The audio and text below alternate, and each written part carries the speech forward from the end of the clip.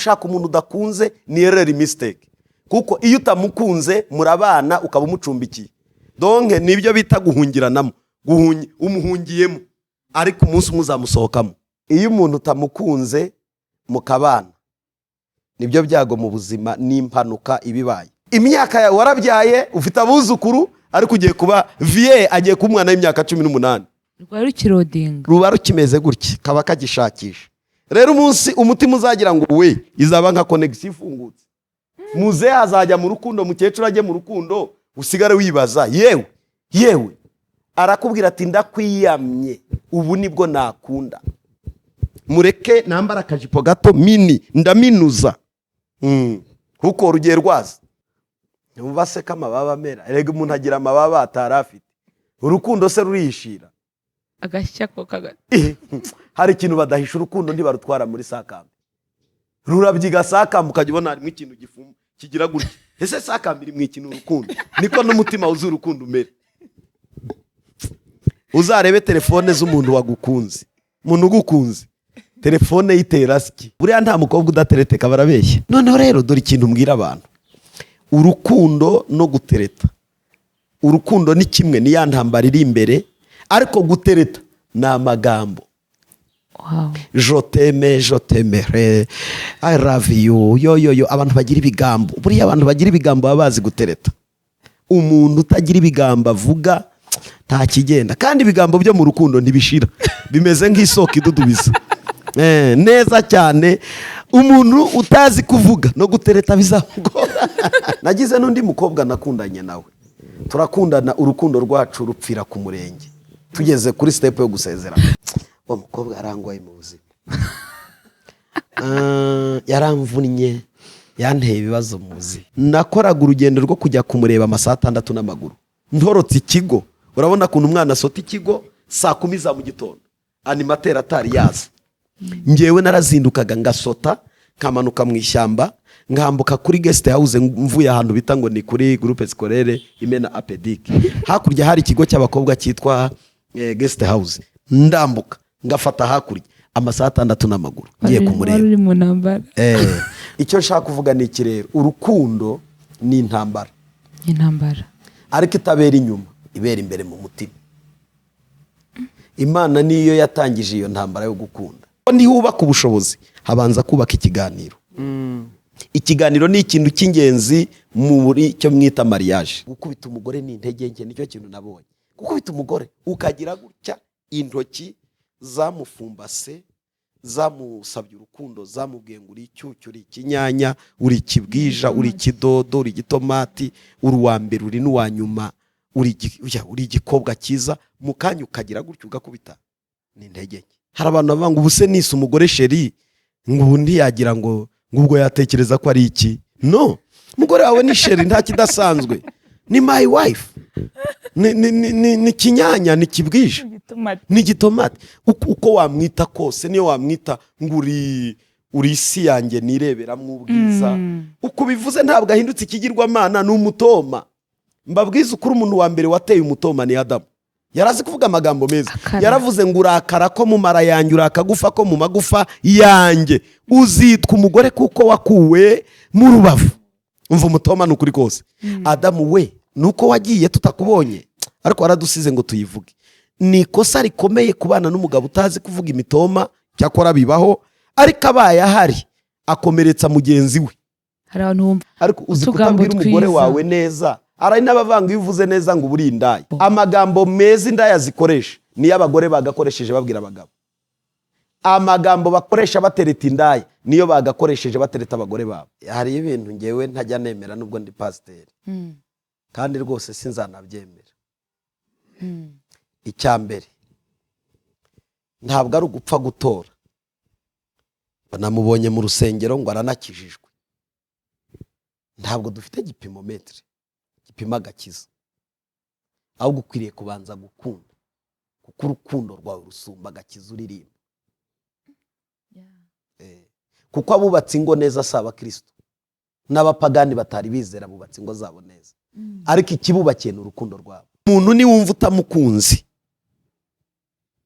uzabanza umushyire ku ruhande ujye gusenga Imana. niba ari nayo ibivuga ko ari imuguha izabanza imugukundisha, itari yamugukundisha rejectinga, ashyira ku ruhande, diretinga, vanaho. Imana ntishobora kugutwerera ikitakurimo. Yego, uri umwana wayo. No. Ni naryo kosa mu bukristo riba, ngo Imana ngo yarabimbwiye, ngo yaramunyeretse, ngo nareretswe. Urukundo rusumba kwerekwa. Buriya ingo nyinshi zubakiye ku ijambo ryitwa kwihangana. Ntabwo ingo zose ziryoshye, nta nubwo n'abazirimo baryohewe, ariko abenshi barihanganye. Iyo umuntu yibeshye kujya kubana mu rukundo ngo bagiye muri mariage bagashakana, umwe adakunze mugenzi we, abamucumbikiye ntabwo baba bakoze mariage.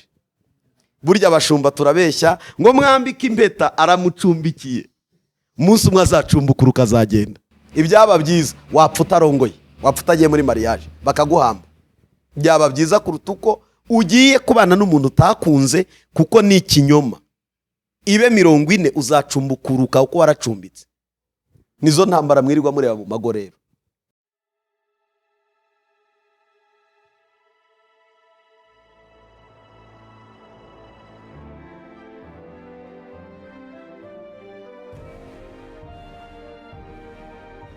Umukora hamagara, uwumva ijwi rye wese niyitabe. Tunezerwe twishime, tuyihimbaze, kuko ubukwe bw'umwana w'intama busohoye, umugeni we akaba yiteguye.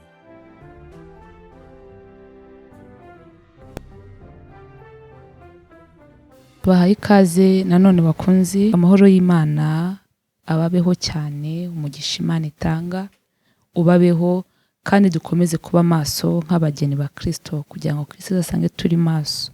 Dushimiye Imana iduhaye uyu mwanya mwiza, nanone tugize umugisha wo kubana na Pasiteri. Imana iramuduhaye kugira ngo tuganirize ku nsanganyamatsiko nziza twakwita mariage ku mwana w'Imana koko. Kuko ibivugwa byose ni ugutunganya umugeni wa Kristo, kandi tukiri mu isi duhura na byinshi. Muri byo rero harimo mariage abantu bakunda kwita urukundo. Ni nk'ipfundo ry'urukundo. Twavuga ko bireba urubyiruko cyane, ariko kandi urukundo rurakomeza, rugakomeza no bubatse rugakomeza. Twagira umugisha wo kubana nawe rero, aza kutuganiriza byinshi.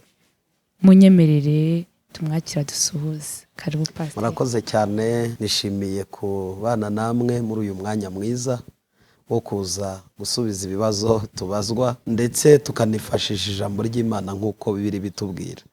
Muri kumwe na mwene so Reverend Pasteur Ndorimana Edouard, kandi nishimiye kubana na Anita muri uyu mwanya w'ibibazo n'ibisubizo, kandi ari hano ku bwanyu, nanjye ndi hano ku bwanyu. Murakoze cyane, Imana ibahe umugisha. Pastor, Imana iguhe umugisha cyane. Turi kumwe n'umuvandimwe Aaron. Arosuhuza dukurikiye, nubwo batakubona kuri kamera, ariko muri uyu mwanya turi kumwe. Dusuhuze.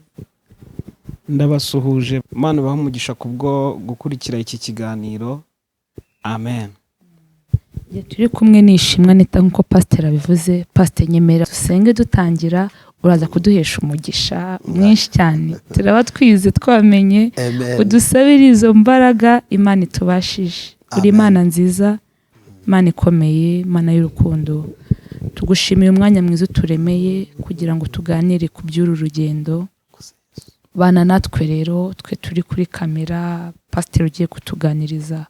Umwuka wera aganze muri twebwe, kandi ukurikira kino kiganiro unyemerere ahembuke, kandi abari basubiye inyuma ubongera imbaraga mu izina rya Yesu. Amen. Pastor, tuguhaye ikaze. Murakoze cyane. Dufite ibibazo byinshi. N'ibisubizo byinshi birahari. Dufite ibibazo byinshi. Ikintu bita urukundo ni ikintu abantu tutumva kimwe, tukagikoresha bitandukanye. Twumva urukundo ni ikisi, urukundo nyine abantu ntabwo tubyumva kimwe. Uratuganiriza ku rubyiruko, twavuze ko ari mariage, uraza kutuganiriza, ariko tubwire cyane urukundo ni iki, twe kwitiranya urukundo. Ni karibu utuganirire mariage ku muntu w'umukristo. Natwe ibibazo byacu biragenda biza, muradufasha, ariko tubaze twabanje kumva n'icyo ari cyo. Imana ibahe umugisha. Murakoze cyane Anita. Nasubiza mu ncamake mu mpine. Buriyo bavuga gusubiza mu buryo buri theologique, abatologe benshi baba bafite uko bagiye basobanura ibintu, ntabwo byose wabisobanura uko abantu bagiye babisobanura, ariko ndabivuga mu buryo bwa Bibiliya. Iyo uvuze urukundo uvuze mu buryo butatu. Hari urukundo rwitwa agape, ni rwo rukundo rw'Imana, ni narwo cyane turagarukaho, ariko kandi habaho n'urukundo rwitwa phileo. Mu Kigiriki ni urukundo ariko rutari urukundo rw'abana b'Imana cyangwa rw'Imana, ni urukundo ruganisha ku bindi ariko rutagaruka cyane ku Mana, ntabwo rudipendinga ku Mana cyane, ahubwo rugaruka ku bindi bintu. Hakabaho n'urundi rukundo rumwe, ni inkundo eshatu zibaho. Izo nkundo uko ari eshatu turavugamo rumwe, turavuga urw'abana b'Imana. Urukundo tuza gushingiraho ni urwo Yohana yanditse muri 3 cyangwa se ubutumwa bwiza bwa Yesu Kristo uko bwanditswe na Yohana igice cya 3 umurongo wa 16. Haravuga ngo kuko Imana yakunze abari mu isi cyane byatumye itanga umwana wayo w'ikinege, imutanga kugira ngo abari mu isi bacungurwe babonera agakiza muri Kristo. Icyo nshaka kuvuga ni iki rero, urukundo ni intambara, ariko itabera inyuma, ibera imbere mu mutima. Imana niyo yatangije iyo ntambara yo gukunda, kandi ntiyakunze ngo ibigaragaze inyuma ako kanya, byatangiriye imbere, irangije bisohoka inyuma igiye gutanga uwo yakunze ngo abincu. Donc yagiye gushyiraho igitambo gicungura wa muntu wakunzwe, reka ngihita inkwano. Yakunze umuntu, imaze gukunda umuntu itanga inkwano yo kumugwa, kugira ngo yegurirwe uwo muntu, amugireho ububasha, amugireho ubushobozi bwo kwitwa ko ari umuntu w'Imana koko wakowe. Yego. Inkwano rero twahawe ni igitambo cyatambwe ku musaraba, aricyo Kristo Yesu. Urumva rero ni intambara ibera imbere. Muri ubwo buryo rero Anita, mu buryo twasubiza abantu, twebwe urukundo rwacu rugaruka inyuma no ku bantu, gukundana n'abantu, natwe tugira agace kamwe kavuga ngo wakunze genda umukwe. Yego. Inkwano ni ikintu, ntabwo ari ikintu gitoya, ariko ni ikimenyetso sembore y'urukundo. Yego. Niba koko waradukundiye umukobwa, bakobwa bacu ni ba mukobwa jana, bakobwa bacu ni ba mukobwa inka, utwo tuntu baba bashyiraho si uko ari ikiguzi, oya, ahubwo ni ikimenyetso cy'uko umuntu yakunze uwo mwana, akereka ababyeyi avuga ati nakunze umukobwa wanyu. Rero gukunda bihera imbere. Ndaza kuvuga ku rukundo rwacu rwo hanze, ariko natangiriye ku rw'Imana kuko ari nayo yatangije urukundo. Pastor, muri make numvisemo gukunda habamo gutanga, ni ikintu gutanga. Iyo bitandukanije urukundo ntiruba rurimo. Iyo uvuze urukundo bingana no gutanga, hatariho gutanga ntihari urukundo. Nta rukundo. Ikintu tucyumve neza. Donc abantu babyumve neza, hatariho gutanga urukundo ntiruriho, urukundo ntiruriho hatariho gutanga. Ntarwo rwose, icyo ni ikinyoma niko bakita. Ubu turabihuza gute n'abajene b'iki gihe? Muzarebe iyo ntambara mvuze, ikikubwira ko umuntu yagukunze, icyambere atari yagira ibindi agukoraho by'ibikorwa, agutaho umwanya. Aguha umwanya. Umwanya nicyo kintu cyambere, umwanya wo kuri telefone, umwanya wo kuri WhatsApp, umwanya wo kuri call guhamagara, umwanya wo guhaguruka kaza kukureba iyo uri, umwanya wo guhangayika, agahangayikira umuntu atigeze abyara, atigeze agira n'icyo akoraho ngo amufashe gukura no kuvuka n'ibindi, nuko naho umuntu ageze ugasanga umuntu gusa arahangayitse tu, agafata uwo mwanya wo guhangayikira uwo muntu. Ni ikimenyetso cy'urukundo. Ariyo ntambara watubwiye. Iyo ni intambara ikomeye, intambara ituma umuntu arara yicaye, ukikuraho ishuka warayuriye, warangiza ukandika kuri WhatsApp ugahamagara wamubura icyuya kikabira, kwajya vuga se yagiye, ese ari hehe, ariko se ubundi ni muzima. Kandi muri iyo raporo nta wayigutumye rwose, iyo raporo ntiwayitumwe n'umuntu wari we wese, ni urukundo ruri imbere mu mutima ruri kubigutera.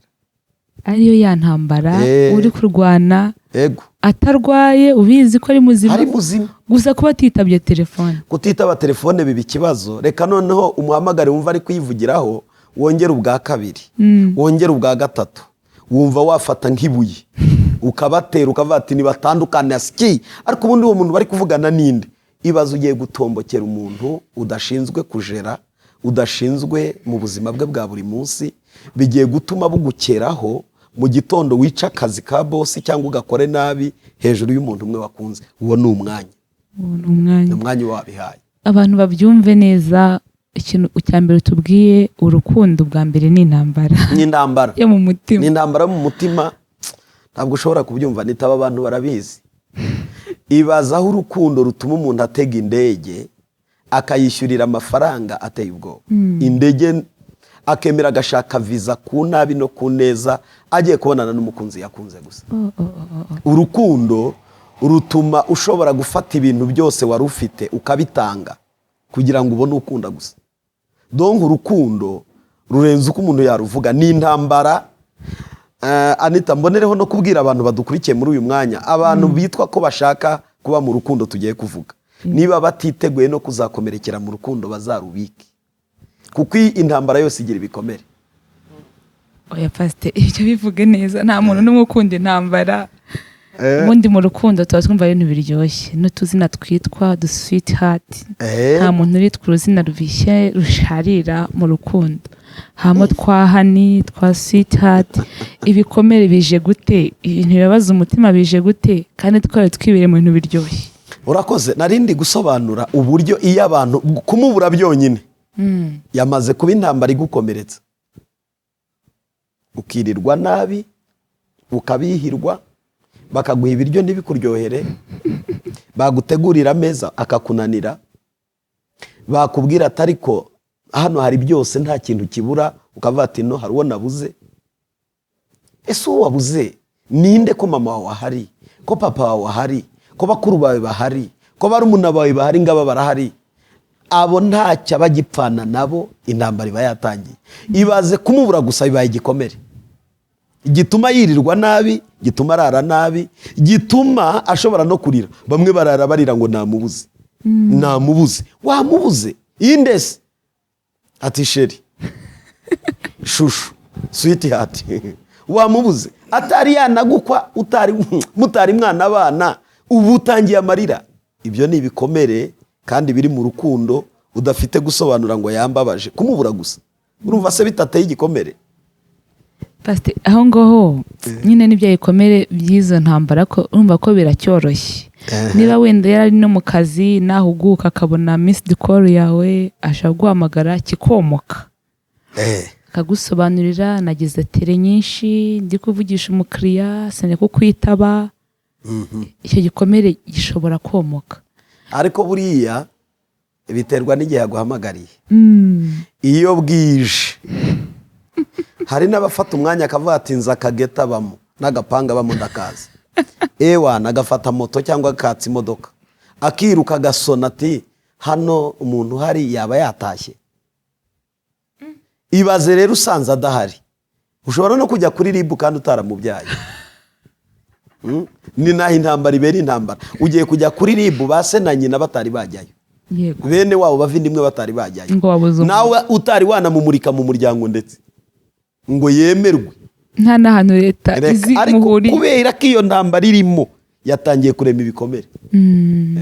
Donc intambara yose igira ibikomere. Navuga gace gato, nta musirikare ujya mu gisirikare atiteguye gukomereka. Urukundo ni igisirikare. Ni nacyo gituma usa n'urariye umuntu izamu utaramubyaye, ukamurarira izamu, ukamwiririrwa izamu, telefone ukagira gutyo ugahamagara talo reka wenda ndanitabye, reka ibe nimero composé n'est pas accessible à ce moment. Yego. Reka wongere ikwereke ngo ikirere ni network wenda tawi, wenda ubwo ari network mu kanya biraza gucamo, ukongera buri kanya. Umutima ugahagarara, ibyo ukora ukabikora nabi, ibitekerezo bikarwara, mu maso bikagaragara, ugahonga umutima, mu mutwe bikagaragara, bosi ugukoresha akabibona. Hakavuga ati ese Anita ufite ikibazo ki? Hari umuntu wabuze. Iyo ni intambara. Hari ijambo rikomeye uvuze, ariko abantu babyumve. Iki kintu cy'ikiganiro tucyumve twicaye dutuje, mbishoboye nafata ikayi nkandika ikayi ikayi n'ikaramu nkandika. Urukundo ubwarwo ni intambara, ni intambara ikomeye cyane. hanyuma nta musirikare wiyangaje kujya mu rugamba atemeye ko ashobora kuzakomereka. Yego. Ariko kandi aba afite uburyo bubiri atekereza mu gutsinda urugamba cyangwa se akanakomereka. Yego.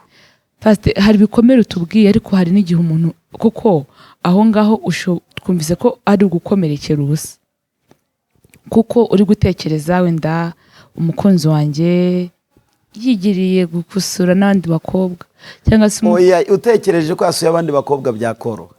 Hari igihe utekereza ari mu bandi bakobwa swat, ari mu bandi basore. Satani kandi ni umuhanga, akumvisha igisubizo cyawe ko kiri negatifu, akakubwira ati ntureba Anita ari mu bandi basore, hari ikindi gisore akakwereka cyamwokipye ari kumwe nacyo, cyangwa nawe akavuga ati dore umusheri wawe ari kumwe n'undi mukobwa. Satani akamukuremera akamukwereka, nicyo kinagusaza. Uruhuka umenya aho ari daboro, ari kumwe nande, ari mu biki, ari he. Iyo utari wabimenya uba washwanyaguritse mu mutima. None se Pastor, aho ngaho wenda nshobora kubitekereza gutyo, ariko aho ahugukiye akansobanurira nkanabyumva bitewe n'ukuntu mukunda cyangwa n'icyizere, wenda igikomere kikoroha.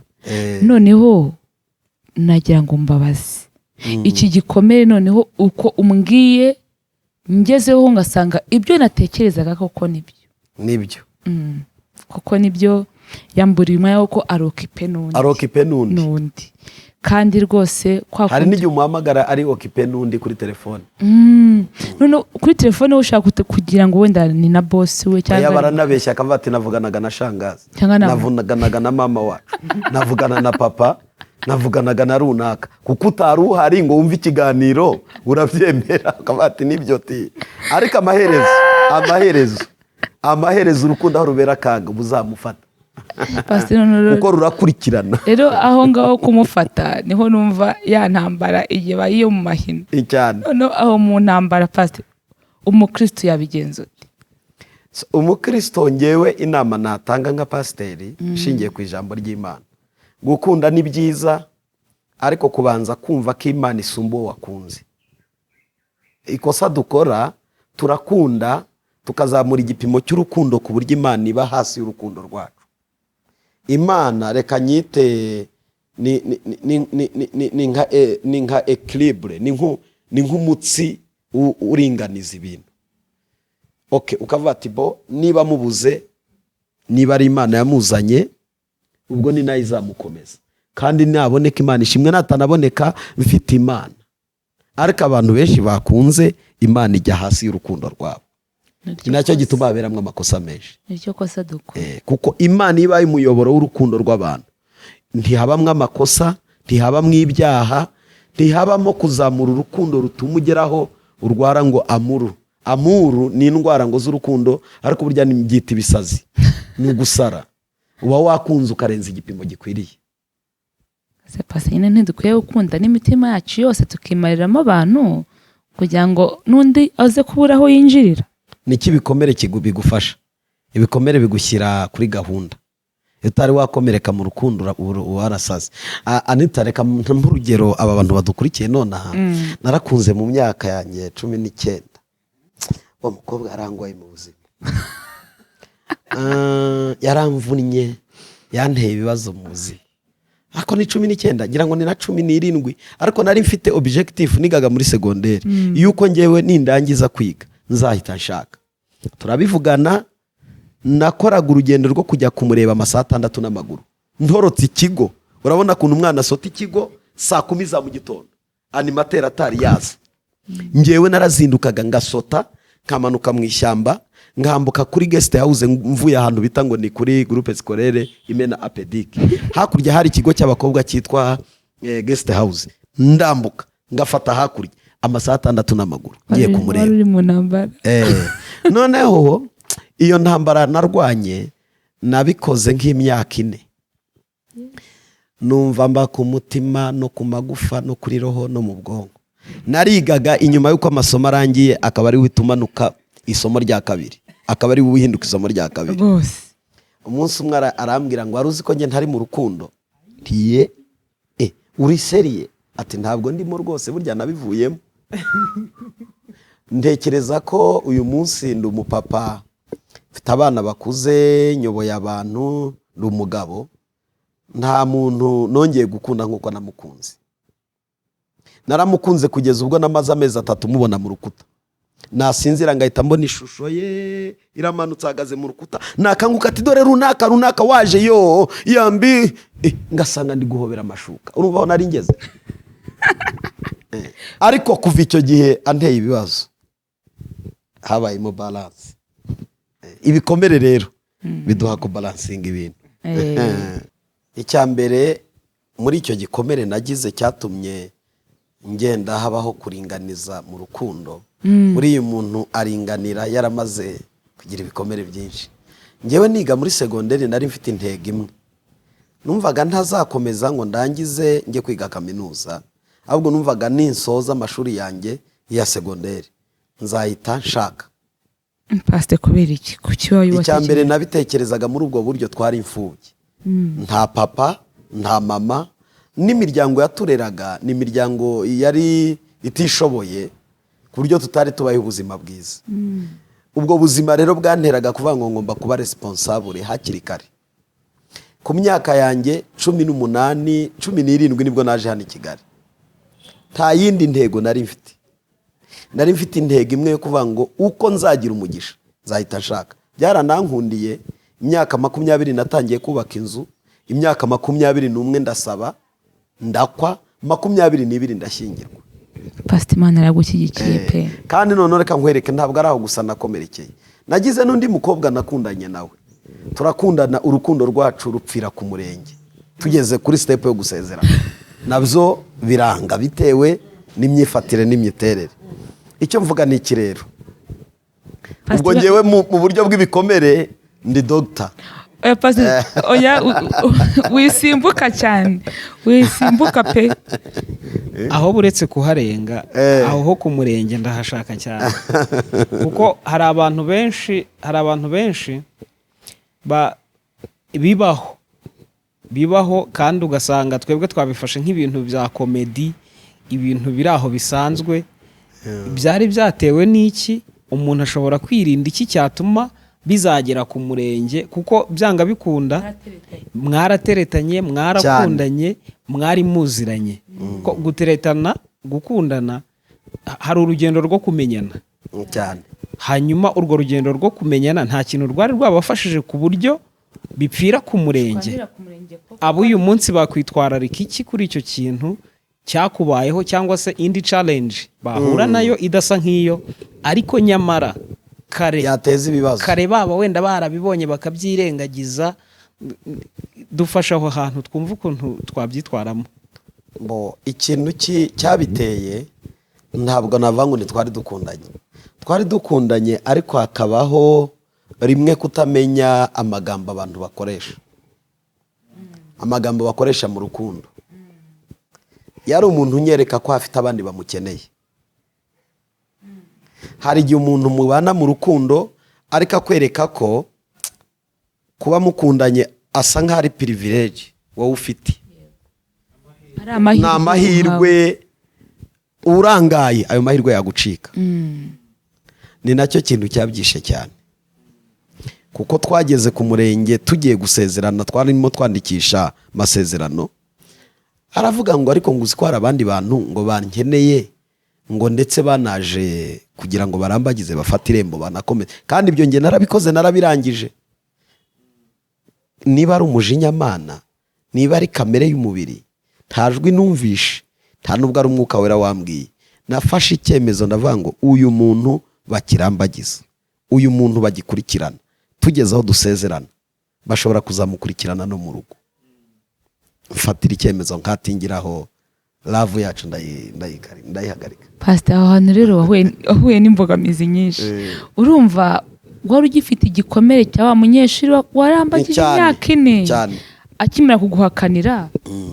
Ntabwo atubwiye ukuntu wababaye cyane. Narababaye cyane. Uriya munyeshuri rero niwe muntu nigiyeho gukunda. Yego. Niwe muntu numvaga ubuzima bwanjye busa naho bufungiyeho. urumva gukora amasaha 6 uvuye ku ishuri kuri segonderi ujya kumureba ukongera ugakora 6 usubiye ku ishuri uvuye kubonana nawe amasaha 12 n'amaguru wasize utorotse ikigo harimo reka mvuge ngo harimo igipimo oya sino kwitanga gusa harimo igipimo cy'umuriro cyari hari abantu rero bagira urwo rukundo rugira igipimo cy'umuriro kikazamuka kikarenga igikwiriye. Seko pastor iyo myaka ine yose wayimaze utabona ko umukobwa atabirimo koko? Ntabwo byagaragaraga. Mbona umwana nakunze ndi muto kandi mu spendinga amafaranga menshi. Yabatijwe muri 2001 kubatizwa. Abatijwe mu twerera 50,000 ku myaka 17. Yego. Mu 50,000 ku mubatizo. Ni nk'uwaguha 500 uyu munsi ku mubatizo. Warakundaga. Umusore wawe akakubwira tugiye kubatizwa sheri akiri 500 akayaguha. Uwo muntu abagukunda. So 50,000 byo muri 2001 byaguraga inke 2 cyangwa 3. Yari menshi. Urumva nari nkwereyemo binarenze gukwa. Urwo rukundo rwari rukomeye. Gukunda nababwiye ngo urukundo rudafite gutanga ni ikinyoma. Umwanya wanjye narawumuhaye, amafaranga yanjye ndayamuha, intekerezo zanjye ndazimuha, arazikinisha. Arazikerensa. Kutamenya agaciro donc kutamenya ngo uyu muntu ibintu ari gukora bifite ngano ki, bifite gipimo ki mu rukundo. We yabonaga ari bisanzwe, ariko kuri nge ntibyari bisanzwe. Birapfa mara amezi 3 mureba mu rukuta nkabona araje, nagenda nkumva ari hafi yanjye, donc nagize igikomere. Wagize igikomere. Uwo rero kuza ari uwa kabiri tugeraho ku murenge atangira kunyereka utwo tuntu tw'udukino, hariho souvenir nk'iyo. Gufata icyemezo byari binyoroheye cyane, kuvuga ngo donc urukundo rwanjye nta kurukinisha.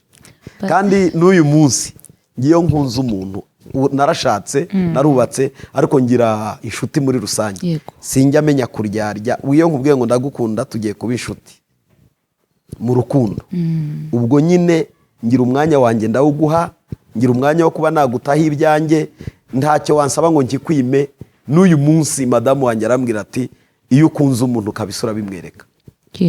Rwari urukundo rutari urukundo rushingiye ku kubana gusa, n'ubuzima bwanjye buremye mu rukundo. Ariko ni kumo Kristo. PS izindi mo zuzuye urukundo. N'abakristo ndabakunda cyane pe cyane. Ariko nibyo bikwiriye mu Kristo. Pastor ikintu uvuze ubundi gutereta niki? Hari amagambo uwo mukobwa wo ku murenge yakubwiye amera nk'inkota gukubise mu gisebe kitarakira. Abajene bitware gute? Ese koko hateretana abajene gusa cyangwa namwe mubatse guteretana biracyakomeje? Ubu nitwe bishyushye. Dusobanurire. Ubu nitwe bidubishyushye. Urumva nkatwe imaze imyaka 16 nubatse urugo. 16 irashize. 16 ndayuzuza mu kwezi kwa 7 tariki 15. Urumva ubu nibwo rurimo ruragurumira, rurimo ruraka, rurimo nyine. Noneho rero dore ikintu mbwira abantu. Urukundo no gutereta. Urukundo ni kimwe, ni ya ntambara iri imbere, ariko gutereta ni amagambo. Je t'aime, I love you, yo. Abantu bagira ibigambo. Buriya abantu bagira ibigambo baba bazi gutereta. Umuntu utagira ibigambo avuga nta kigenda. Kandi ibigambo byo mu rukundo ntibishira. Bimeze nk'isoko idudubiza. Neza cyane. Umuntu utazi kuvuga no gutereta bizamugora. Hari igihe uwicarana n'umusore akajya avuga ijambo rimwe ukumva warambiwe. Abatapu ati sheri ndatashye, ati oke tuzasubirana amagambo yamushiranye. Ariko umuntu uvuga muratindana, mugatangira story, mukayicumbika, mugacumbukura indi story, mugafata indi, amasaha agashira. Abantu bakundana by'ukuri umwe aherekeza undi, bagera imbere ati nanjye reka nongere ngwerekeze, amasaha akagenda arangiriramo. Rero abantu batereta nibashaka isoko y'ibigambo byinshi kandi byiza, bitarimo gukomeretsa, bitarimo kuvuga nabi. Ukubita umukobwa, buriya nta mukobwa udatereteka barabeshya. Nukuri pe, umukobwa ashobora gutinda kumva, ariko iyo agize ibyago agatega amatwi umusore ufite ibigambo aramufatisha. Buriya abakobwa batinda kumva. Ushobora kumubwira ati I love you, ati ndakwiyamye washyanowe, ati ariko burya naragukunze, ati toka genda.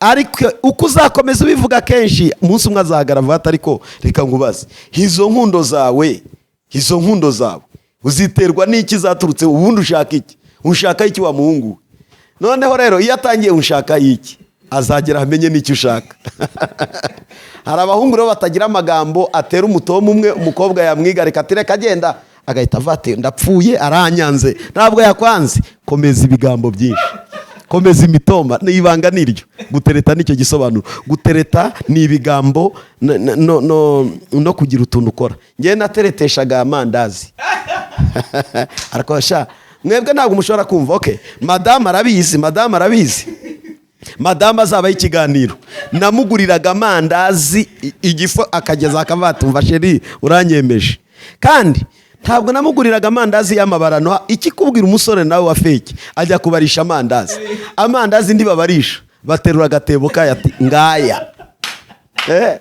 warangiza ukamugurira teremusi y'icyayi donc muri ibyo bihe nicyo cyari gihari iwacu mu cyaro ariko nabaga mu mujyi ngataha mfite udufaranga kavanisha ndakwemeza ndagukubita ibigambo gukubita amandazi teremusi y'icyayi niba umukunze mujyane tayari nuko byagenze uyu munsi mushumba uyu munsi hari ibibazo bibiri ku rwanjye ruhande mbona nshaka ko hari icyo wadufashaho ikibazo cya mbere ni ikihe uyu munsi turahuza gute ubushobozi bw'abasore no gutereta kuko urukundo watangiye tubwira ngo kuko Imana yakunze abari mu isi cyane byatumye itanga birasobanuye ngo urukundo egare gutanga ni ihame ntirikuka uyu munsi rero urubyiruko dufite ubukene bw'amafaranga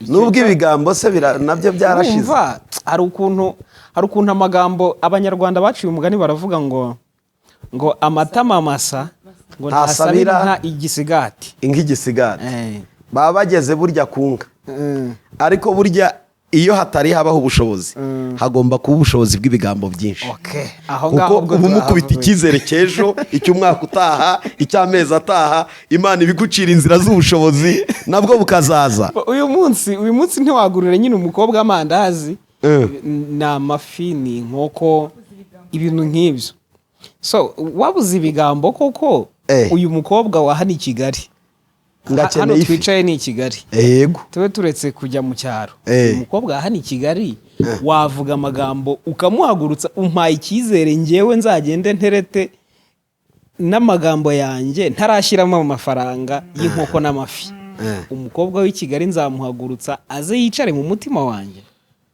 erega buriya abakobwa ntimukabarebe nk'abantu bakeneye guhabwa gusa nabo baratanga ushobora gutereta umukobwa ufite akazi wowe utafite akazi ariko ukamubwira wowe fayiro yawe ukamubwira ubuzima bwawe ukamubwira CV yawe ukamubwira ati narize amashuri ariko sheri nubwo ngiye kugukunda nta kazi gusa ndumva ngukunze nagushyira mu mushinga wo tuzabana ako ni kamwe umubwiye wowe ubuzima bwawe ibyo utekereza nibyo wifuza kuba byari kutari wabonera ubushobozi iyo ufite igitebo cy'amagambo menshi yo kumubwira ashobora kwanga umusore ufite amafaranga agakunda wowe utayafite yarangiza agategereza igihe uzagirira ubushobozi muri cya gihe utari wabugira wiyaba ufite hari igihe musohokana akaba ari uguha amafaranga ngishyura nta kibazo akaba uzi ko abakobwa benshi bajya barihira n'abasora amazu uzi ko abakobwa benshi bajya bavuga ngo ndambiwe kubona ugenda n'ibirenge ngiye gufata umushahara wanjye fate avance sur salaire ugura imodoka sheri bakabikorera abasore badafite uburyo kuko yamaze kumwizera no kumukunda kubera bya bigambo n'icyizera muremamo n'uburyo amupompa hari abahungu bazi gupompa amagambo Aroni rero we nubura amagambo ukabura n'amafaranga kizaba ari ikigeragezo kinakomeye ariko umuntu abura amafaranga bure n'amagambo yo kubwira umusukobwa mugiriye imbabazi uburyo bwiza nabanza asenga Imana imuha amagambo yo kuzavuga basi mbere yuko imuha ubushobozi ubwira Imana ati Imana mpa amagambo yo kubwira uriya mukobwa ubushobozi buzaze hanyuma kuko ntihubaka ubushobozi habanza kubaka ikiganiro ikiganiro ni ikintu cy'ingenzi muri cyo mwita mariage ikiganiro amagambo abantu baganira niyo bubakiraho banageze mu rugo ntabwo ari amafaranga bafasha viziyo, kwerekeza mu mazu bashaka, kwerekeza mu iterambere ryabo, kwerekeza aho abana baziga niba bababonye. Ibyo ni bimwe bifafasha mu buzima, ariko ikiganiro, agashyiko ku matama, ibigambo byinshi ku meza, ukamukubitira igitwenge, ukamuha story ya karitsiye, ukamuha aho wiriwe ejo bundi, ukamuha aho waraye, aravuga ati kweri mfite umugabo n'ukuri kw'Imana. Ntabwo rero abantu babiri, ibintu ntabwo ari ubushobozi gusa. Ubuzi ko uyu munsi madamu hari igihe ambwira ati uravuga none, uraganira, ndabizi urabishoboye, uravuga, kujya uganiriza abakristo. So rero iyo uzi kuganira, ukaganira neza, uremamwo icyizere uwo mugiye kubana cyangwa muzabana, akaba yakwizera nta n'ubushobozi ufite, ariko amagambo. Abagabo batazi kuganiriza abagore baragowe. Pastor, nandi ukubwira hari ukuntu dukurira mu buzima butandukanye. Wenda nkavuka ndi imfubyi nk'uko bivuze, tunagushimira ko utabyitwaje mu rukundo. Ukurira mu muryango bakunaniza, bagutuka, mbega ugakura nta rukundo ubona. Birashoboka ko watanga urukundo warakuriye muri ubwo buzima, nta kintu byakwangiza mu gutereta kwawe bitewe n'imibereho wakuriyemo. Turabihuza gute gutereta neza n'ubwo buzima nakuriyemo?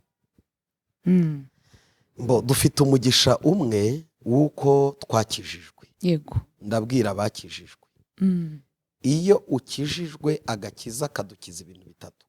Icya mbere kadukiza ibyaha, icya kabiri kadukiza ibikomere, icya gatatu kadukiza n'ubuzima bubi bw'inyuma ku mubiri. Ni ukuvuga rero iyo umuntu yakijijwe agomba gukizwa ibyaha bigahita bitwarana na bya bikomere. Yego. Dufite icya kabiri cy'amahirwe, dufite inkuru twirirwa tureba ziturendinga ziri mu bice bibiri, inkuru z'abantu babana nabi n'ababanye neza. Iyo ushaka guhindura ejo hazaza ukuye ku mateka wakuriyemo, wihuza n'inkuru nziza. Data ntabwo yarakijijwe, yari umuntu wubatse urugo rurimo ibyo kurya byinshi n'ubuzima bwiza, ariko ntiyarazi kubana n'umugore we neza. Donc data yakubitaga mama, amaso yanjye arabibona, ariko iyo yabaye impamvu ituma ngo nzarinda mpfa bampambe, ndakubise umugore nashatse. Urumva nyine n'agace ko gukizwa. Ariko hari n'abakijijwe bakubita abagore. Ahubwo gukubita umugore ni intege nke, nicyo kintu nabonye. Gukubita umugore ukagira gutya, intoki zamufumbase, zamusabye urukundo, zamubwiye ngo uri icyucyo, uri ikinyanya, uri ikibwija, uri ikidodo, uri igitomati, uri uwa mbere, uri n'uwa nyuma, uri igikobwa cyiza, mu kanya ukagira gutyo ugakubita, ni intege nke. Kuko buriya amagambo, iyo nicyo ngarukaho cyane, amagambo uvuga niwe muntu. Iyo ubwira umuntu neza aba ibyo umubwira. Iyo rero uzana bya bikomere byawe ukabitura wa muntu utarakomeretse, ahinduka bya bikomere byawe. Ni ikosa rero rikomeye kuzana ibikomere, waba uri umukobwa ukabitura umusore, kuzana ibikomere uri umusore ukabitura umukobwa. Tugomba kwirinda gufata ubuzima twakuriyemo ngo abe ari bwo twubakiraho, ahubwo dukwiriye kureba ubuzima bwiza tubuhisemo. Ushobora guhitamo gutereta neza, ushobora guhitamo kuvuga neza, ushobora guhitamo kuvuga nabi, ushobora guhitamo kwita umuntu izina ryiza. Hari abantu bavuga ngo ubuse nise umugore sheri, ngo ubundi yagira ngo ubwo yatekereza ko ari iki. No, umugore wawe ni sheri, nta kidasanzwe, ni my wife, ni kinyanya, ni kibwije, ni gitomati. Uko wamwita kose, niyo wamwita ngo uri isi yanjye nireberamo ubwiza, uko bivuze ntabwo ahindutse ikigirwamana, ni umutoma. Mbabwiza ukuri, umuntu wa mbere wateye umutoma ni Adamu. Yarazi kuvuga amagambo meza. Yaravuze ngo urakara ko mu mara yanjye, urakagufa ko mu magufa yanjye, uzitwa umugore kuko wakuwe mu rubavu. Umva umutoma ni ukuri kose.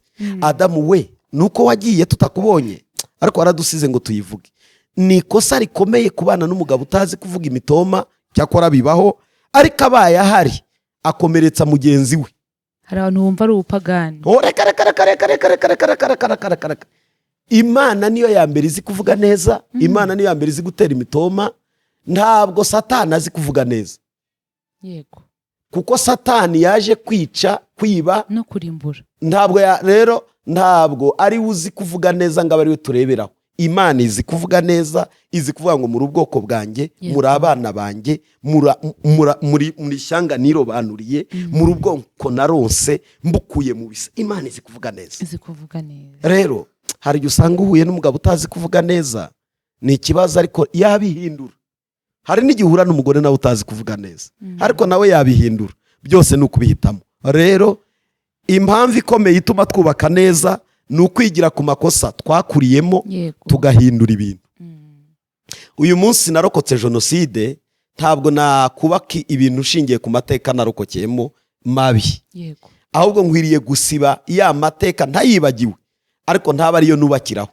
Yego, ntiwahunga amateka, ntiwanayahindura, ariko wakubaka amashyashya. Yego. Uyu munsi dufite wenda igihugu cyiza, ariko kivuye habi. N'urugo rero warwubaka ari rwiza, ntiruse n'urw'iwanyu. Niba urwanyu rwarabaye rubi, wakora ibintu byiza ntibise n'abakureze n'abo wabanye nabo, ukubaka ibindi byiza udashingiye kuri bya bindi. Birashoboka. Niba umuntu ahindura inzu, akubaka inzu bijyanye n'izigezweho, Yego. ukuyeho nyakatsi, ukuyeho za gitwe kimwe, ukubaka kadasiteri, ukubaka etaje, uko ni uguhindura. Byose ni amazu, ariko aba yahinduwe. Rero no mu rukundo wahindura, n'ibikomere wabihindura, ibintu byose wabihindura, ariko uzi Utugambo kutabwira umugore twiza. wawe neza. Ari n'abavanga iyo uvuze neza ngo uburi indaya. Amagambo meza indaya zikoresha niyo abagore bagakoresheje babwira abagabo. Amagambo bakoresha batereta indaya niyo bagakoresheje batereta abagore babo. Ikintu uvuze, ikintu uvuze ni nakubajije, abantu bubatse namwe muracyatereta cyane, twe dutereta tukiri abaje. Wanjye ubutaha uzamuzane kuri kamera, uzamusabe tujye kuri kamera. Uzasabe madamu ubwira uti ndashaka ikiganiro kuri kamera. Yego. Nzamutereta bareba, nzamubwira imitoma myiza. Pastor, bivuge n'ukuri ubikomeje nubwo mbivuze ahubwo nseka. ntabivuze. Ubuzi ko mfite abahungu yambyariye n'abakobwa. None se ntabimubwira, harya mbibikiye. Mfite byinshi byo kumuvugaho, ntamuvuze hari umukobwa. Kuko inyungu zituma mvuga zarabonetse. Abantu bose babyumve. Gutereta biroroshye, nta kigora, ni ugufungura umutima. Kugabanya utwo tuvisi twashyizeho. Abantu baba barashyize utuvisi ku mitima, ngo barashaririye, ngo baranutse, ngo barahumuye. Ibyo nyine nicyo kibazo. Ni nacyo kibazo imiryango ya none ifite. Amagambo yabwiraga umukobwa ntacyo yamubwira, barabaye umugore n'umugabo. Yego. Ya mitoma, wa mwanya yamuhaga ntacyo umuha.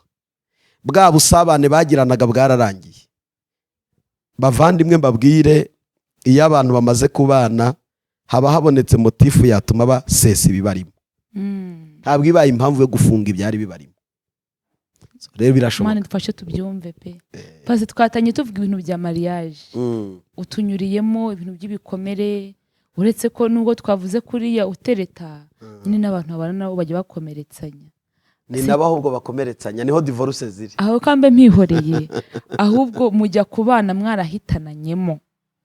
Pastor, nkatwe abakristo, mwebwe mwarubatse mwagezeyo, ni iki kintu umusore cyangwa umukobwa yashingira avuga ati rwose uno musore ndamwemeye, twakubakana urugo ubuzima bwanjye bwose?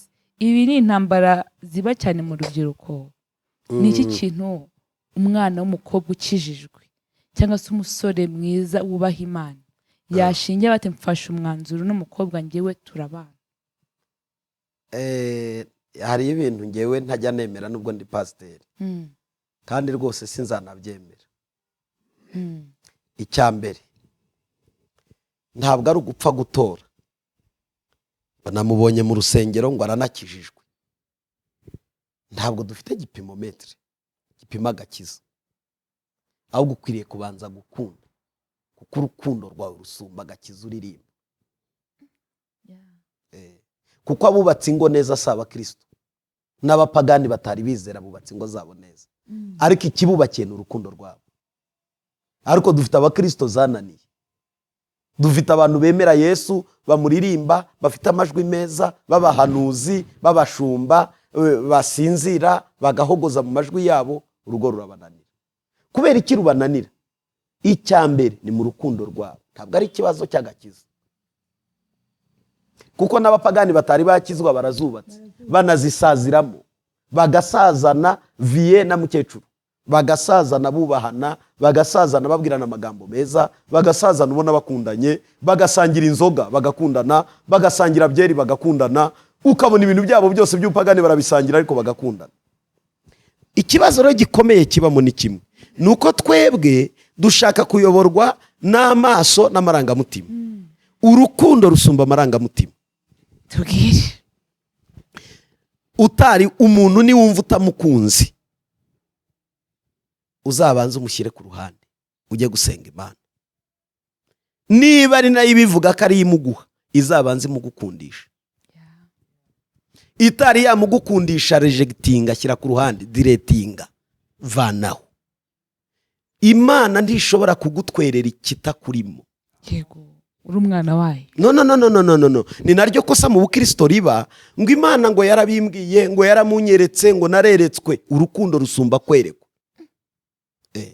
Ntabwo urukundo barunganya no kwerekwa, ntibarunganya n'ubuhanuzi, kuko nta buhanuzi buzabubakira urugo, nta kintu na kimwe uzazana kizabubakira hatari urukundo.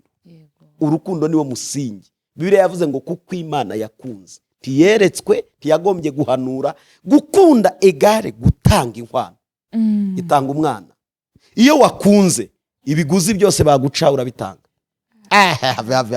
Ni inkwano se ujya kuzihingira. Yakobo yahingiye Rasheli imyaka 7, baramumuriganya arongera ashyiraho indi 7, iba 14. Gukunda wowe wabigereranya n'iki? Wabinganya no guhanura se? Ntaho bihurira. Ngo ngiye baramumpanuriye, urarwaye. Uramukunda. Hatariho urukundo hagarika ubuhanuzi, hatariho urukundo hagarika iyerekwa, hatariho urukundo ntanzozi, hatariho urukundo vanaho, siba, hanagura. Umusingi wa mbere ni urukundo. Umusingi wa mbere ni urukundo. Hatariho urukundo nta n'ikindi gihari. Ahanga ugiye kudutandukanyiriza. Urukundo ni irari. Hari irari. Irari ni urukundo rufite intego y'igikorwa kirangirira hafi. Abahungu nibo bakunda kugira irari. N'abakobwa bararigira, ariko urebye la majorite, urebye abahungu nibo bagira irari cyane. Agakunda umukobwa kugira ngo baryamane. Bamara kuryamana agahita mwanga urwango rungana n'urukundo n'irari yamurarikiraga. Ego niryo rari. Burya Amunoni n'irari yagiriye mushiki we, ntabwo ari urukundo. Nicyo bita fileo. Ego nacyo cyenda gusa n'urukundo, ariko kidipendinga kuri entere. Ni ku nyungu zako kanya. Ikiyego ararikira ifaranga ngo yakunze, ararikira gusambana ngo yakunze, ararikira gusoma, yagusoma kabiri agahita abona burya uri igikara. Atuzi ko ari shitani nasomye. Ni irari ryari rihari. Urukundo ntirubona ikibi ku muntu. Urukundo ntirugambirira ikibi. Urukundo rugira intego iganisha heza. Niyo mpamvu urukundo rwo kubana n'umuntu n'urukundo rwo gusambana n'umuntu ni ibintu bibiri bitandukanye. Gusambana ni irari. Ariko hari n'abantu bararikira ariko bafite n'urukundo. Ego kuko hari abantu bateye inda abakobwa bararenga barabatwara. Yagize akarari ko kubanguka kare, yarabangutse ariko rwari rurimo, kuko iyo rutabamo ntaba yaramutwaye kandi yaramuteye inda. Ariko tubonye abahungu barinze gushaka abakobwa bateye inda, akamuta yaramubyariye umwana mwiza we, umwana usa na se, afite amaso nk'aya se, akamubona akavatisha indi fotokopi y'uriya mwana, ariko akarenga gutwara uriya mugore akajya gushaka uwundi. Hari undi uvuga ati nzagupfira n'umwana, nzagutwara, nakubyarira kabiri nzagutwara, kuko hirya y'irari nagize hari riyobowe harimo n'urukundo. Imana idufashe tubyumve. Irari riganisha ku cyaha, ariko urukundo ruganisha ku kuzura kw'isezerano ry'Imana. None se pastor, urabona kuntu abajene baba bateretana, babishyushye pe, babishyushye ibyo wavuze ukuri. Ahubwo birashyushye. Usigira ngo abadukurikiye ntibarurimo. Yego, biba bimeze neza, biryoshye cyane iyo bari muri fiançailles. Bigenda utiye abantu bakuze, ukabona nyine ntago bikiryohe cyane, kandi wenda umugani wawe aribwo byakabaye biryoshye, bipfira. Hari aho bipfira. Aho bipfira hambere no kuba igikorwa gisa naho cyarangiriye kukujyanana mu nzu. Donc urabona iyo ugiye kubaka inzu ikarangira, uba wumva nyine urangije igikorwa. Uguze imodoka igeze mu nzu, urangije igikorwa no kugura imodoka. Noneho ya nyota wari ufite ikarangirana nuko cya kintu wakibonye. niryo kosa ribaho. Wowe ugasigara uvuga ati nyirigire mu kazi, fata amafaranga uze guhaha, uze kugira ukora ibi nibi, jya kwishyurira abana ishuri, genda wishyure aya mafagitire. Udonke bigasigara ari inshingano gusa, ariko urukundo rurenze inshingano. Pastor, aho dufashe abantu bubatse bongere babyibuke neza. Twumve koko byari bikwiriye ko ndyoherwa untereta, nakwemera ibyo untereta nkazabura ibyo wambwira gukintereta. Abagabo nitwe tugira ayo makosa cyane. Mwihane. Imana tubabarire. Buriya abagabo ikibazo tugira ni kimwe, ndigarukaho reka nivugeho kugira ngo abagabo bene data badukurikiye bumve aho bipfira. Yego. Mu by'ukuri ntiturambagiza twanze abo turambagiza, nta nubwo dukora mariage twanze abo twakoze nabo mariage, ariko icyaha cyacu kiba kimwe. Iyo tugeze mu rugo dusa naho umushinga wo gukundana urangiriye, tugahita tuba ba responsable, abayobozi, hari n'abahinduka abategetsi. Ubu ubona hari abantu badukurikiye mu ngo zabo, umugabo ari umutegetsi cyangwa umugore ari umutegetsi. Ndavuze ngo nyura hano, ibi nibibe gutya, ntabwo tunegosiya. Mugore ntagira ijambo, uruvuza umugore ruvuzwa umuhoro. Wa mugore we sigaye mvuga nawe ukavuga. Urumva ibyari kuzuzanya no kuganira no kuba umwe atanga igitekerezo n'undi akuzuza undi mugenzi we akamwuzuza, bisigara uguhangana. Byatangiye kubiha rero. Mufite ko izo ntego zo kugira icyo mukoreraho, ariko nimuzikorere mu rukundo, nimuzikorere mu bwumvikane, muzikorere mu bwuzuzanye, muryoherwe. Utangira umubwira ati sheri ngwino mu cyumba nkubwire, mfite imishinga A B C D, ese nta gitekerezo wanyunganira, musharinga ibitekerezo, nimurangiza mukore conclusion muri kumwe. Umugabo ashobora no gufata umwanzuro utandukanye n'umugore, ariko bari mu kiganiro. None iyo mujyana muri iyo mirongo migari, muraza no kuyihuriraho mutashye, mwongere muganire. Iyo musoje mujya nyine mu rukundo, namwe murabyumva. Icya kabiri ni ukuba abana mu rugo uko bavuka. Abagore burya bari okipe n'abana cyane, ku buryo umugore yari kumwe n'abana be 3-4 yibagirwa umugabo ko ahari. Rwose akajya avuga ati ese harya yaje, iso yaje, ati ntaraza, ati mwimukinge turyame. Nta no guhamagara ngo avuga ati ese bite kurayiyo, reka da, ari kumwe n'abana be, ntumubaze uwo mugabo yizimize yicure cyangwa aroreye. Pastor ngo habayemo akandi kantu kabitera, abakarimo akandi kantu bo gashobora kubamo bitewe nuko n'ubundi communication yabi iri weak, iri hasi. Wenda biriwe badahamagaranye, biriwe batavugana, tawuhamagara undi, tawubaza undi ati waramutse ute. Undi hari ikintu kiryoshye urukundo, reka nshyiremo umunyu. Buryo bwiza bwo kubana mu rugo, ubwo mwebwe murabibaza mu rubyiruko, ariko nisubirize bagenzi banjye, ni ukuba ubyuka mu gitanda utari wanabyuka ngo ubyuke. Reka mvuga ukangutse saa 8, mugenzi wawe arakangutse, musuhuze, mubaze ngo urumva umeze neza, mwongere muganire, muze kuryama musinzire.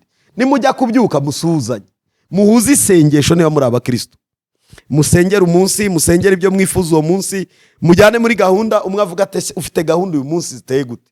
Nagera mu kazi ubaza ati ese gahunda zawe zakomeje bigeze, uri mu kazi. Saa 6 mubaze ngo wariye, ese nimujya gutaha mubaza ati ese ngenda gasoje, wowe uragasoza ryari. Donc iyo communication yo kwirirwa muvugana iri mu kintu gituma muza gusoza nimugoroba buri wese yiruka ajya kureba mugenzi we. Ariko hari abantu bavugana rimwe mu mwaka, umwe akagenda, ubwo telefone y'undi ntayihamagara undi, bigeraho rero bikaba ubuzima babana mu nzu, bukira adahamagaye umugore, bukira adahamagaye umugabo. Ariko abagore bagira akageso kamwe, nabo niyo bahamagaye ntibazi kuvuga amagambo meza y'imitoma, ni bake. Akubaza amagambo 3, sheri wiriwe, ati yego, urihe, uri kumwe nande, uraza ryari. Ibaze, nta nakubwiye ati wiriwe ute, akazi kagenze gute, ese wagasoje neza, ese bimeze gute, ese ubashije no kunywa icyayi basi, ese bite amakuru, numvaga ngukumbuye gusa nashaka kukuvugisha, ujye amaza ngo uri hehe, uraza ryari. Ariko umuntu araje, sheri wiriwe, ati yego, urihe, uri kumwe nande, kuko akeneye kumenya nda mugore muri kumwe. Ese ikibazo ni umugore. Ariko pastor ayo magambo izo ni ibyo wenda mubajije nk'urubyiruko, ariko abagabo ndabizi babisubiza. kandi n'abagore barabizi, bashiki bacu barabizi, aravuga ati ko adakomara kadakoma ati are agafata agakomboza ataro sheri ataro urihe, ntamwiriwe ntakubaza ibyo uko yiriwe nuko ameze, uri hehe ati ubu tuvugana ndi wenda Kimironko, none uri kumwe nande, kandi ubwo bari kumva ni ijwi ry'umugore ni ry'umugabo, kuko abahumeka gake cyane ngo yumve ko atari umugore uri kumwe n'umugabo we. Ati wenda ndi kumwe n'umukobwa dukorana, ati muri kuvuga iki, muri kuvuga iki, muri kuvuga ibiki, ni biki se muganira by'akazi, hari gahunda se muhuriyeho, urumva agiye guhagarika umutima ngo kuko ari umugore bari kumwe mugenzi we. Arasoza kubaza ngo uraza ryari, isaha uramubwira ayitaho cyane, nigera arakubaza zirageze, urakicaye na wa mugore. Ugasanga rero bimwe bibabaza abagabo benshi, bituma abagabo ndetse batita amatelefone y'abagore kuko agiye kumusomera. Ni byiza mubaze neza, vugisha uwo mugabo neza, barabikunda abagabo. Mubwira ati ndagukumbuye, numvaga nshaka kukuvugisha, ese tugukorera iki, tugutekera icyayi, ese tugikore none aho urahituza. Iyo communication nziza yo kuvugana izamura urukundo rw'abantu.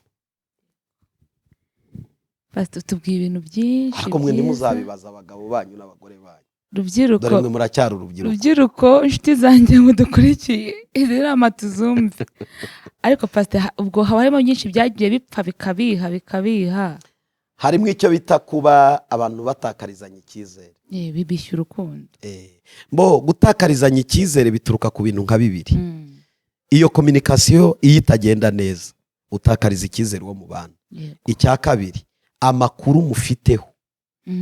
Amakuru mufiteho yaba arayo wumva yaba arayo wiboneye n'amaso, ayo ni amakuru. Hari ayo uba warumvishije bamunuganugaho kavatuye umugabo si mukemanga, nawe image ufite kuri we cyangwa ku mugore wawe cyangwa ku mugabo wawe ituma ugenda umutakariza icyizere. Reka rero amakuru wumva cyangwa ubona abe impamo. Aho niho ruzingiye, ni cya gikomere. Oya kibarashize, abantu barashize. Okay, mwebwe ntabwo mubizi, ariko simvuze ngo mure kujyayo.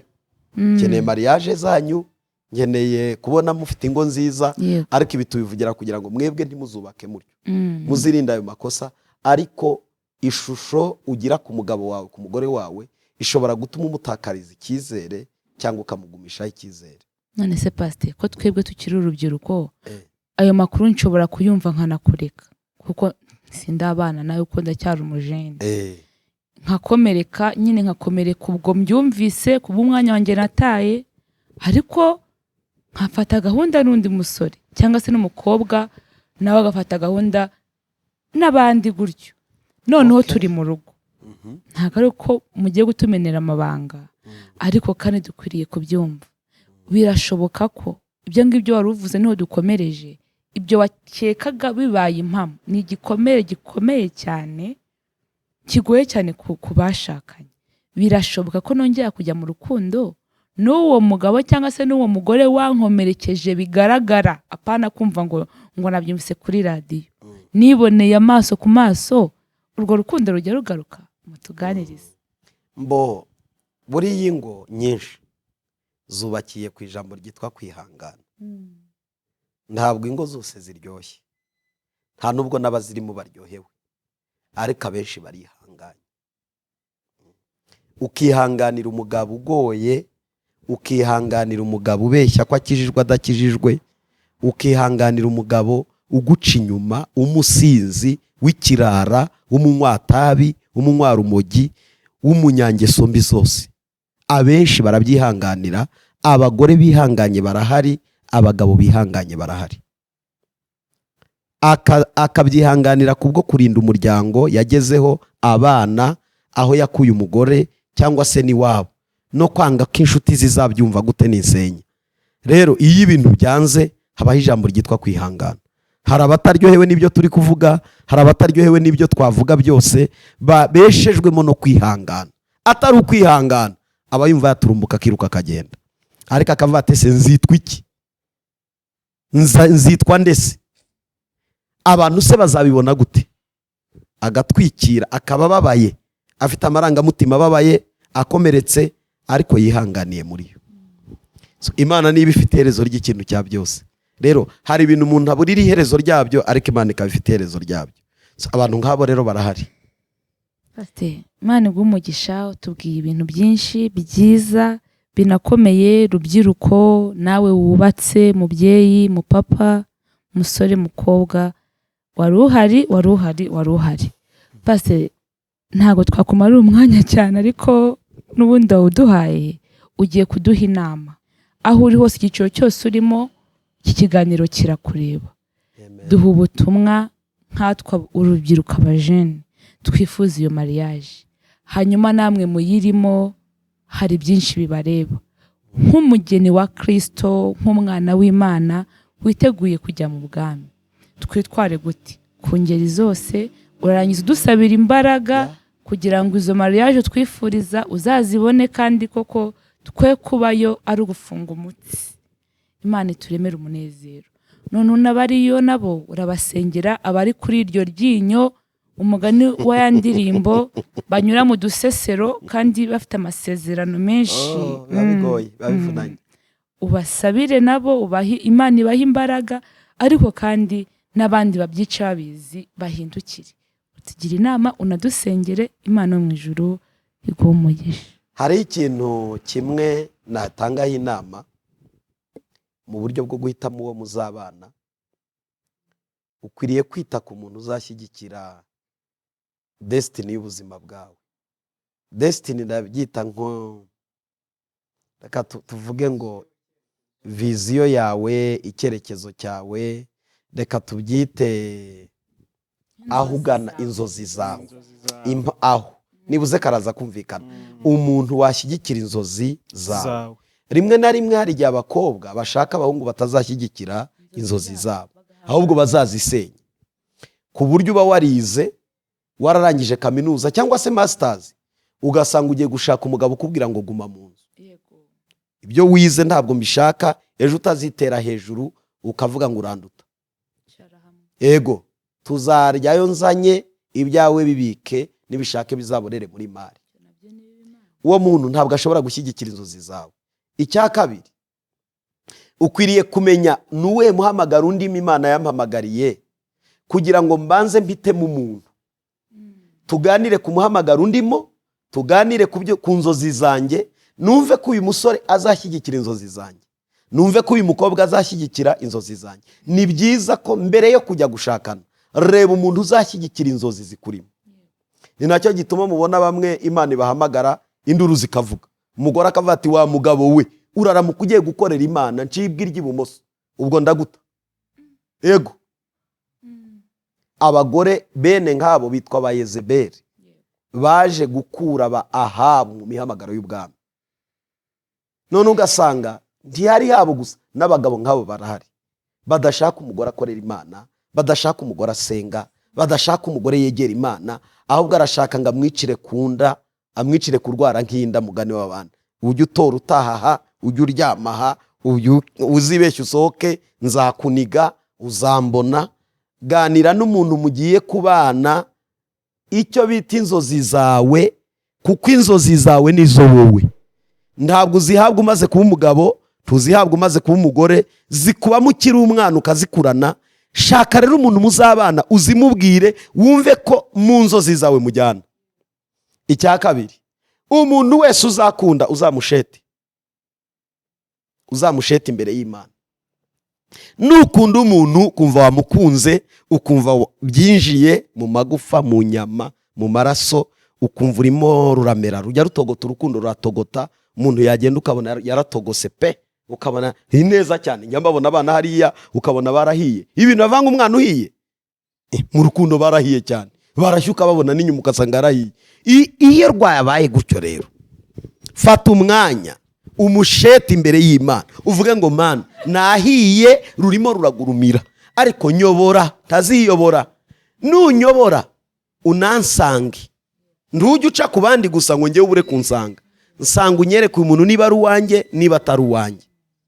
Kuko tubonye abantu bavutse, abantu bari bakundanye urukundo rwabo, bababeshye ngo ni Imana ibatandukanije, abandi bagahuza abandi ngo ni Imana yabahuje, kandi ari amafaranga bahuje n'ibiguzi byabaye hagati muri bo. Ukwiriye gusengera umuntu wakunze, kugira ngo umenye ko making sure ko Imana igushyigikiye, ariko habanza gusasirwa urukundo. Amen. Ndabona hari umuntu mbwiye hano rwose. Pasene nasezeye ariko ndagarutse. Okay, garuka nta kibazo, nkunda bagaruka. Ku bajene Kubajene kuko ni ikihe kimenyetso kigaragara ko umuntu agukunda koko? Numva se ko amababa amera, erega umuntu agira amababa atarafite. Urukundo se rurihishira Agashya ko hari ikintu badahisha, urukundo ntibarutwara muri sakambi. Rurabyiga sakambi ukajya ubona harimo ikintu gifumu kigira gutya. Ese sakambi iri mu ikintu urukundo, niko n'umutima uzi urukundo umere. Uzarebe telefone z'umuntu wagukunze, umuntu ugukunze telefone yitera ski, ashobora kuguhamagara ukagera ukavuga ati Mana ntabara. Ese iyi telefone itavaho. Urukundo nicyo. Urukundo rugira sinye nyinshi, ariko navugamo nkenye. Icya mbere harimo uwakunze uburyo agira reaction mu rukundo. Uzi ko hari umuntu kureba akanga kugukuraho amaso, ukajya wibaza ibyakubayeho ukareba ko utariho umwanda na yicyane akakureba. Icya kabiri, hari igihe usanga nagukurikiranye hafi no kukugeza iwanyu. Cyane ahora ashaka guherekeza. Nta wundi waherekeza atari we. Urukundo rurakaze. Okay, nyine aho bizasoreza aho finale ubundi ibintu byose bigira finale. Urukundo rugira finale, irari rigira finale. Buri umuhungu nakurarikira finale uzayimenya. Ikibazo gito cyane kigiye gusa n'ikidusubiza inyuma ho gato, ntago kirangira iki kiganiro, tuzakomeza. Ni gute umuntu ashobora gutandukanya ngo uyu muntu ankunda urukundo rundarikiye, cyangwa se uyu muntu ankunda urukundo rumfiteho intego nziza yo kuzangira umugore, kuzangira umugabo, ibintu nk'ibyo? Twatandukanya gute irari n'urukundo nyakuri?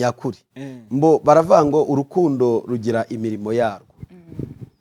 Urukundo rurihangana, urukundo rujya inama, urukundo ntirwifuriza ikibi muntu, urukundo ntirushaka ibyarwo.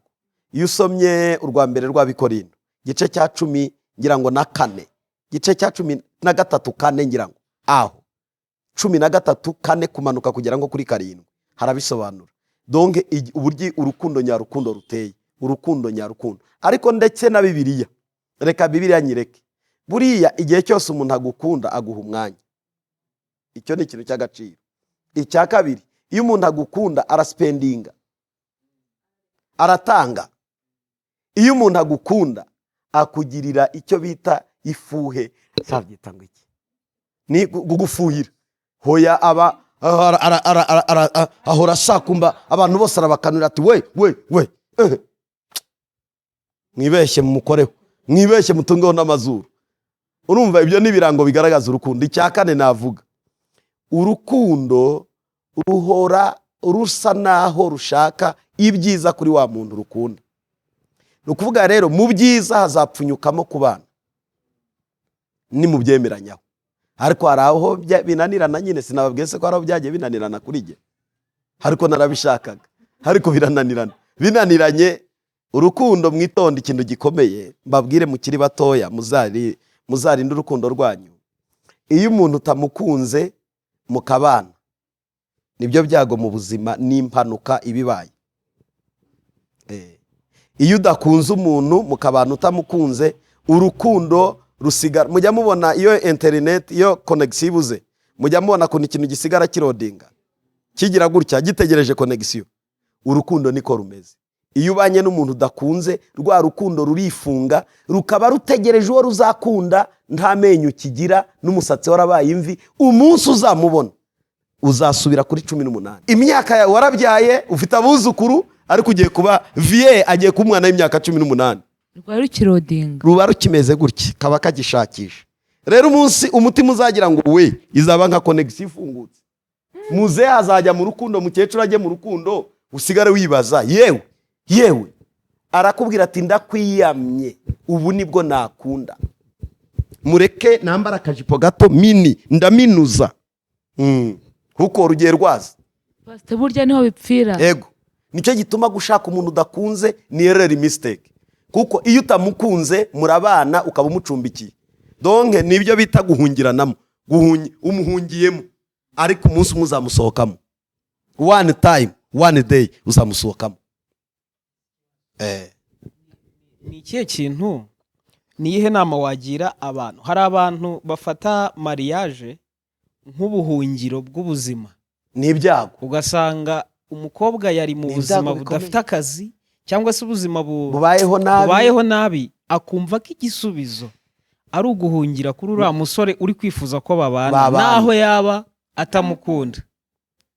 Nihe nama wabagira? Ari gukinira mu kibuga cyanyereye. Mwabonye baro uko bayikina? Iyo uri gukina mu kibuga cyanyereye barira gukina, ntabwo wikina ugira ngo ujye kwitera ikibuga kikanyerera ukayiryama hejuru. Iyo umuntu yibeshye kujya kubana mu rukundo ngo bagiye muri mariage bagashakana, umwe adakunze mugenzi we, abamucumbikiye ntabwo baba bakoze mariage. Burya abashumba turabeshya ngo mwambike impeta, aramucumbikiye, umunsi umwe azacumbukura ukazagenda. Nibyo byagorera abantu babanye muri ubwo buryo. Izo ntambara ntizizashira, ntituzazisengera ngo ziveho, kiretse Yesu wenyine aje agakuraho rwa rukundo rurodinga rushaka abandi, akavuga ati nirufungira. Ariko wowe ntacyo wakora. Ni nacyo gituma umuntu udakunze tukwiriye kubana nawe. Ibyaba byiza wapfa utarongoye, wapfa utagiye muri mariage bakaguhamba, byaba byiza kuruta uko ugiye kubana n'umuntu utakunze, kuko ni ikinyoma. Ibe 40 uzacumbukuruka uko waracumbitse. Nizo ntambara mwirirwa mureba mu magorero. Atariko nge simukunda burya, mubyaye 6 simukunda burya. None se waje uhubutse wararosuza mu rushako ati naje ntamukunda nyine, ati nashatse nanahibyihinzemo ndabihiga kugira ngo ndeko namukunda, byaranze. Ntabwo byanze ubu, byanze mbere, ahubwo ubuzima bari babayemo. Yaravuze ati nta yandi mahitamo mfite, ndabigira ndese reka mpungire muri uyu muntu. Hari abantu rero babanye barahungiranyemo, twebwe tukavuga ngo batsuruga, ariko umwe yahungiye mu wundi. Barabizi, umwe yahungiye mu wundi, amuhungiyemo, igihe kigeze bagize ubuzima aravuga ati wambo mpungukiramo nkajya nakunda. Reka turekere ibibazo aro, turekere aho ngaho. Pastor, komeza wa mwanya wawe, ugira inama nawe bubatse, unadusabira imbaraga. Una abatipe babiri baba babanye. Hari abantu bubatse ngo nk'abatipe babiri, umwe yinjira gutya amugira gutya ati wiriwe, undi ati wiriwe, muraho nawe. Ni abatipe babiri baba babanye. Abo batipe rero umwe azajya yahitamo gushaka, undi ahitemo gushaka, kuko babanye nta rukundo. Dore igikomeretsa rero, numwe wari ufite urukundo, undi aza ntarwo afite. Reka mbaho urugero rwa bugufi, ni experience namwe mufite. Tubonye abantu basigaye bakunda imitungo y'abantu, bakabana ku mibare.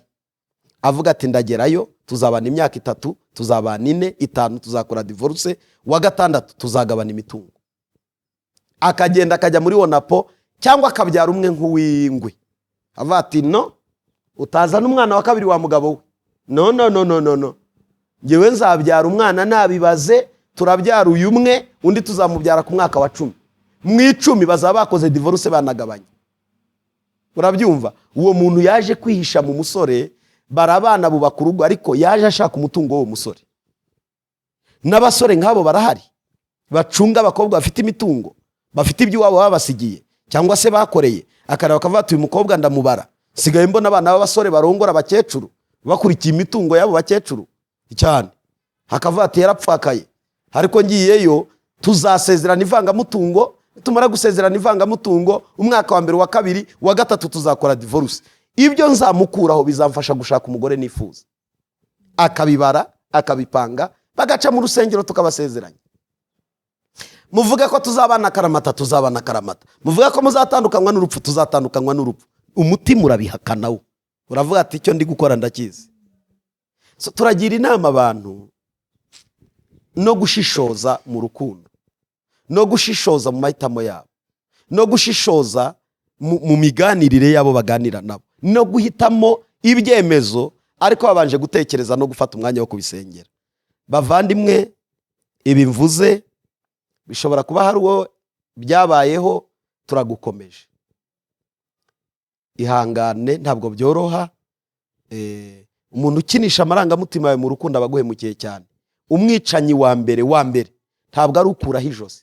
Umwicanyi wa mbere ni umuntu ukinisha amarangamutima y'umuntu mu rukundo. Ni umwicanyi uruta ukuraho ijosi, kuko amarangamutima apfuye yishe umuntu apfa ahagaze, ntibamuhamba ariko arapfa. Nicyo gituma umuntu ukinisha amarangamutima y'umuntu mu rukundo ni umwicanyi mu buzima. Birashoboka ko mwahuye n'abo bantu, turabihanganishije, nimukomere. Hirya y'ubu buzima hari ubundi buzima. Navuga ngo reka nshimire Aroni na Anita, bari bifuje ko tugirana iki kiganiro. Birashoboka ko atari bo cyubatse gusa, muri mariage ni urugendo kuva muri fiançailles gukomeza tugeza aho twubaka mu rugo. Abakomeretse muri iyo nzira we mwese, nanjye nagize ibikomere, ariko ndakomejwe, ndihanganye, kandi ubuntu bw'Imana bwuzuye umutima wanjye.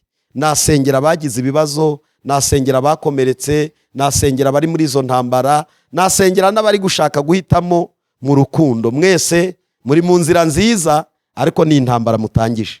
Bwari intambara rero, ujye wemera ko uzanakomereka, kandi witegure kwihangana nuramuka ukomeretse. Yego unavuga ati ninkomereka nzitwara nde, nindamuka ngize ikibazo bizagenda gute. Noneho bituma uba hagati na hagati mu gihe uri gutangira. Noneho nugera hagati wirekure. Mwisoza nk'iri imyaka yacu tumaze, noneho umera amababa maremare. Ungiye nshatse namera amababa. Yego kubera ko imyaka 16 si myinshi, ariko si na mikeya. Ubwo nshatse navuga ngo dusokere hehe, tujye kurya akantu nakabonye. Biraryoha kugira umugabo ugukunda, biraryoha kugira umugore ugukunda. Imana ibambere umugisha. Data turagushimiye, tugushimiye ikiganiro cyiza kigaruka ku miryango yacu. Tugushimiye ko ari we watangije umuryango muri Edeni, utangiza umuryango mwiza, ariko Satani aza kugenderera Eva, atuma arya ku giti wari wababujije. Bibakaga Adamu nawe yumviye umugore, akora bya bindi yabujijwe, maze azana umuvumo. Intambara turwana nayo ni yazanwe n'umwanzi, ariko ubundi wategura urushako rwiza, rushako rurimo umugisha n'amahoro n'umunezero. N'uyu munsi izo ngo ziriho, nubwo zitari zageraho umwanzi atarasa umwambi, ariko ingo nziza zirahari. Dufite amago menshi afite ibibazo, ariko dufite n'amago menshi afite ibisubizo mu nkundo zabo. Unyemerera abana bacu badukurikira, uzabahe gushaka no guhitamo mu buryo bwiza. Natwe kandi abari mu rushako, ukomeze utwongerera imyaka y'umunezero ndetse no kwishima, kugira ngo turusheho gukomezwa no gushyigikirwa nawe. Urakoze, uduhe umugisha, kandi umugisha bari badukurikiye, abafite ibikomere ubomora inguma, abababaye mu mitima, bakomerekeye mu rukundo no mu rushako.